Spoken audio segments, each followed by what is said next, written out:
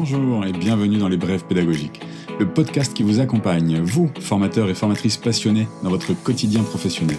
Je suis Gwenaël Masson, formateur et médiateur en communication bienveillante depuis 2013. Toutes les 2 semaines, je vous propose une capsule courte et concrète, une astuce pédagogique, une anecdote de terrain ou un outil à expérimenter dès votre prochaine session. Parfois, je reçois un invité qui partage avec nous sa pratique, son regard, son énergie et ses outils et techniques pédagogiques préférés. Mon intention ? Vous inspirer, vous soutenir et nourrir ensemble une pédagogie vivante, humaine et engagée. Alors, installez-vous confortablement et c'est parti pour votre dose de pédagogie active. Bonjour et bienvenue dans ce premier épisode des Brèves pédagogiques. Aujourd'hui, j'ai envie de vous partager une technique que j'utilise parfois pour recueillir les attentes des apprenants. Surtout quand je me doute, ou a priori lorsque je vois qu'ils ne savent pas trop quoi dire ou qu'ils n'ont pas vraiment d'attente. Imaginez, je pense que vous avez déjà vécu cette situation, soit le moment des présentations a eu lieu ou pas. En tous les cas, vous arrive la question, quelles sont vos attentes pour cette formation ? Puis là, vous entendez des réponses du type un peu, moi j'ai pas d'attente particulière. Je suis curieux, moi, je suis là pour voir. Ou je sais pas trop, on verra bien, je suis ouvert à tout. Ce flou, c'est encore plus courant, en tout cas dans mon expérience en formation en intra-entreprise. Et pourtant, nous on en a besoin pour pouvoir ajuster notre posture, pour favoriser peut-être la dynamique, pouvoir vérifier que ce qu'on va délivrer, que la formation qu'on a imaginée correspond aux attentes, ou en tout cas pouvoir préciser peut-être que la formation ne correspond pas à certaines des attentes, et puis surtout de pouvoir nous ajuster et donner du sens en fait très rapidement, à la fois dès le départ et tout au long de la formation, savoir sur quel point peut-être appuyer, rebondir davantage.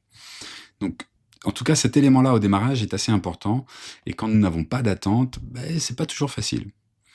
Alors, voici une technique en 4 étapes, simple mais efficace, que j'utilise parfois. Elle aide à faire émerger des attentes concrètes, même chez les personnes pour qui il n'y en a pas forcément. 4 étapes. Première étape, je vous propose de cadrer ça comme un exercice. Moi, je leur dis, voici votre premier exercice de la formation. En fait, rien que le mot exercice, ça change leur posture, et en fait, ça les met tout de suite dans le bain. Ils ont l'impression de démarrer la formation. D'ailleurs, ce qui est le cas. Et on sort un peu de la logique passive de « je subis l'introduction, le démarrage de la formation ». Étape 2. Je leur propose un travail en binôme avec lecture du programme en individuel. C'est-à-dire, ce que j'ai prévu en amont, c'est que j'ai réimprimé le programme en fonction du nombre de participants, parce que très souvent, je me suis rendu compte qu'ils ne l'ont pas lu.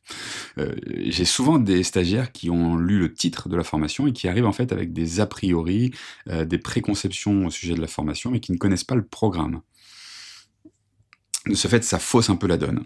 Donc, je réimprime le programme et je leur demande en fait en individuel, lire le programme, puis ils se mettent en binôme, et là, c'est déjà leur premier exercice, c'est-à-dire, en binôme, le premier, par exemple, je vais prendre concrètement Albert, il exprime ses attentes, il dit « moi, en lisant ce programme, voilà ce qui me vient, ce que j'aimerais à la fin de la formation, retenir, avec quoi repartir ». Et puis Bertrand, son binôme, va reformuler ce qu'il a compris.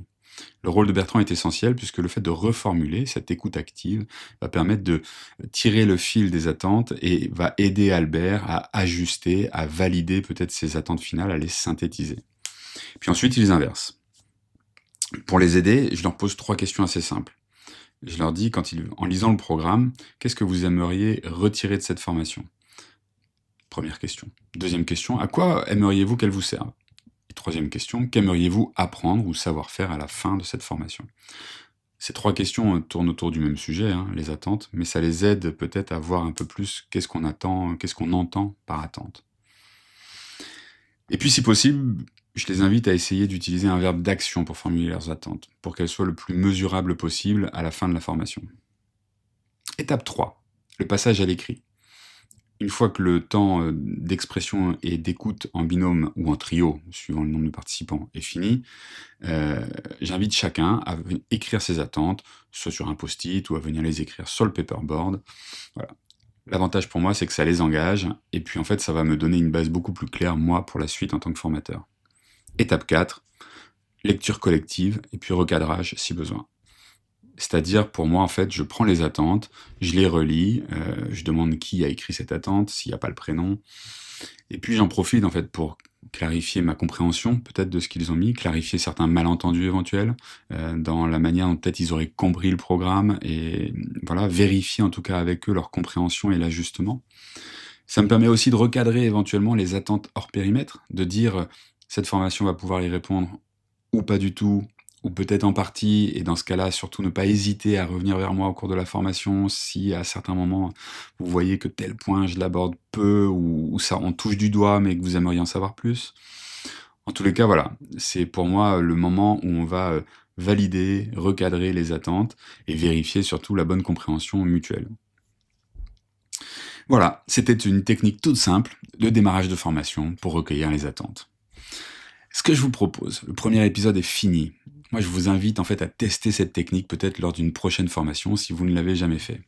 Et puis si vous le faites, je serais ravi de découvrir ce que ça a donné pour vous. Partagez votre retour d'expérience dans un post sur LinkedIn et puis pensez à me mentionner. Moi, j'adore lire comment chacun s'approprie en fait les outils du terrain. Je vous dis à très bientôt pour le second épisode. Voilà pour aujourd'hui, c'était votre capsule des brèves pédagogiques. Merci de m'avoir écouté jusqu'au bout. J'espère que ces idées vous seront utiles dès votre prochaine formation. Si jamais vous avez en tête une thématique, une question ou une problématique pédagogique que vous aimeriez me voir aborder dans un prochain épisode, faites-moi signe, un message sur LinkedIn, un mail, et je me ferai une joie de créer un épisode pour y répondre et être ainsi au plus près de vos besoins. Si cet épisode vous a plu, pensez à le partager autour de vous et à vous abonner pour ne rien manquer. Vous pouvez me retrouver sur LinkedIn ou sur mon site internet www.secom-formation.fr. À très vite pour une nouvelle dose d'inspiration pédagogique. D'ici là, prenez soin de vous et de vos apprenants.